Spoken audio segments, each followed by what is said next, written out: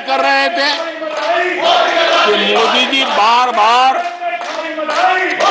मेरे चुनावी क्षेत्र में आते हैं। वो कह रहे थे मोदी जी कलबुर्गी आ जाते हैं। मैं जरा खड़गे जी को कहना चाहता हूं, मैं आता हूं उसकी शिकायत करने से पहले ये भी तो देखो कि कर्नाटका में 1,70,00,000 जनधन बैंक अकाउंट खुले हैं।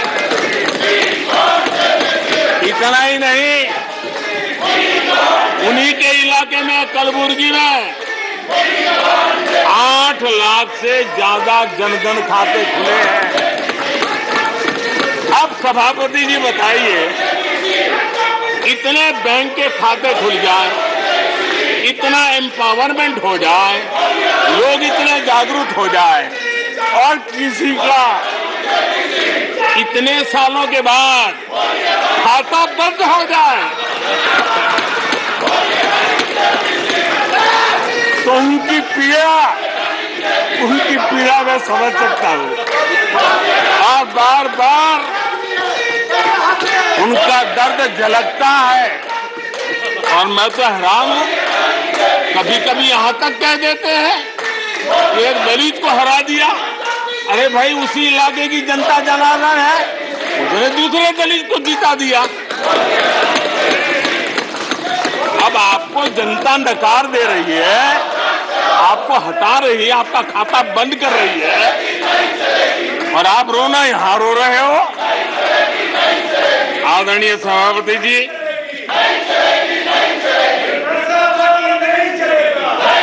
जनधन, आधार, मोबाइल, ये जो त्रिशक्ति है, और उसने सीधा डायरेक्ट बेनिफिट ट्रांसफर, उस योजना के तहत पिछले कुछ वर्षों में 27 लाख करोड़ रुपया इस देश के नागरिकों के बैंक खातों में ट्रांसफर किया, हितधारकों के खातों में ट्रांसफर किया है। और मुझे खुशी है कि डायरेक्ट बेनिफिट ट्रांसफर, ये टेक्नोलॉजी का उपयोग करने के कारण इस देश के 2 लाख करोड़ रुपए से ज्यादा पैसे जो किसी इकोसिस्टम के गलत हाथों में जाता था, वो बच गया है। देश की बहुत बड़ी सेवा की है। और मैं जानता हूं, जिस इकोसिस्टम के सागरिकों को, चेले चपाटों को जो 2 लाख करोड़ की ऐसी फायदे मिलते रहते थे, उनका चिल्लाना भी बहुत स्वाभाविक है।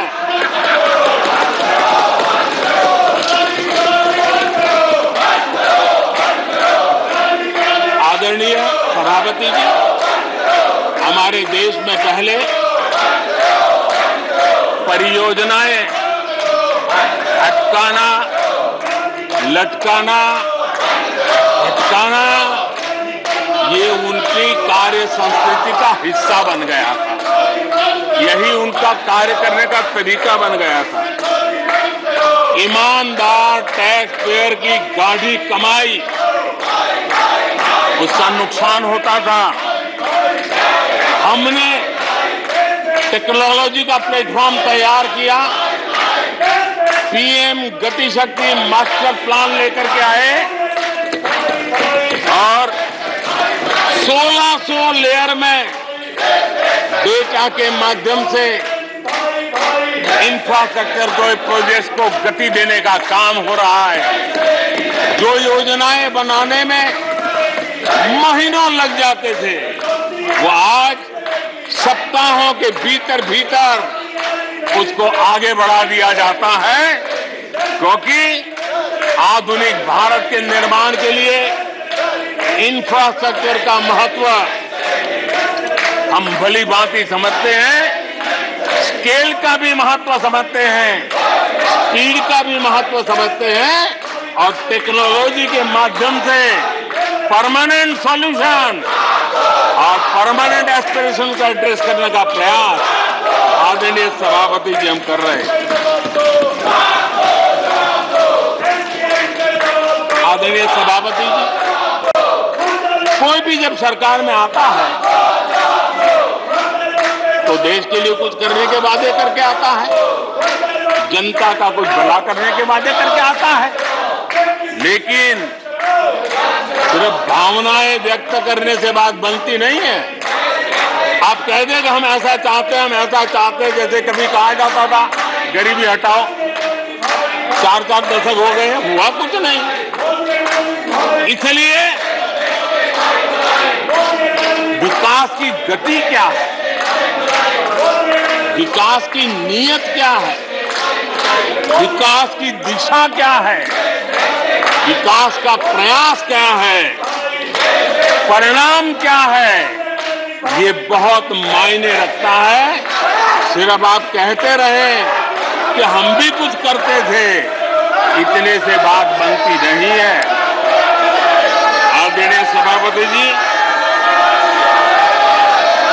जबकि हम जनता को उनकी प्राथमिकताओं के आधार पर उनकी आवश्यकताओं, और जब जनता की इतनी बड़ी आवश्यकताओं के लिए मेहनत करते हैं तो हम पर दबाव भी बढ़ता है, हमें मेहनत भी ज्यादा करनी पड़ती है, हमें परिश्रम भी ज्यादा करना पड़ता है। लेकिन हमने, जैसे महात्मा गांधी जी कहते थे, श्रेय और प्रेय, हमने श्रेय का रास्ता चुना है, प्रिय लग जाए आराम कर लें, वो रास्ता हमने नहीं चुना है।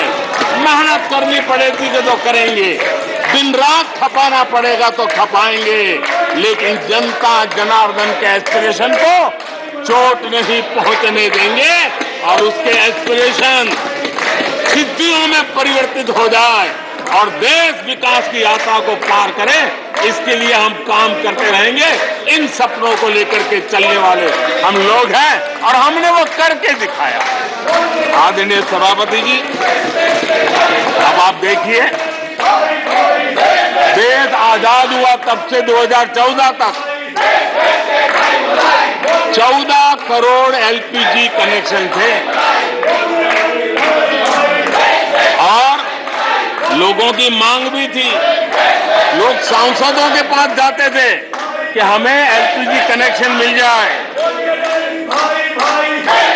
और उस समय 14 करोड़ घरों में था, डिमांड भी कम थी, प्रेशर भी कम था, आपको गैस लाने के लिए खर्चा भी नहीं करना पड़ता था, आपको गैस पहुंचाने के लिए व्यवस्था, आप भी मजे में, चलती भी गाड़ी, काम होता नहीं था, लोग इंतजार करते रहते थे। लेकिन हमने सामने से होकर के तय किया कि हर घर को एलपीजी कनेक्शन देंगे। हमें मालूम था कि हम कर रहे हैं, हमें मेहनत करनी पड़ेगी, हमें मालूम था हमें धन खर्च करना पड़ेगा, हमें मालूम था हमें दुनिया भर से गैस लाना पड़ेगा। ये सब दबाव की संभावना जानने के बावजूद भी हमारी प्राथमिकता मेरे देश का नागरिक था, हमारी प्राथमिकता हमारे देश के सामान्य लोग थे, और इसलिए हमने 32 करोड़ से ज्यादा परिवारों के पास गैस कनेक्शन पहुंचाए। नया इंफ्रास्ट्रक्चर खड़ा करना पड़ा, धन खर्चना पड़ा। आदरणीय सभापति जी, इस एक उदाहरण से आप समझ सकते हैं कि हमें कितनी मेहनत करनी पड़ी होगी, लेकिन हमने आनंद के साथ, संतोष के साथ, गर्व के साथ इस मेहनत को किया, और मुझे खुशी है कि सामान्य मानवी को उसका संतोष मिला। इससे बड़ा एक सरकार के लिए संतोष क्या हो सकता है।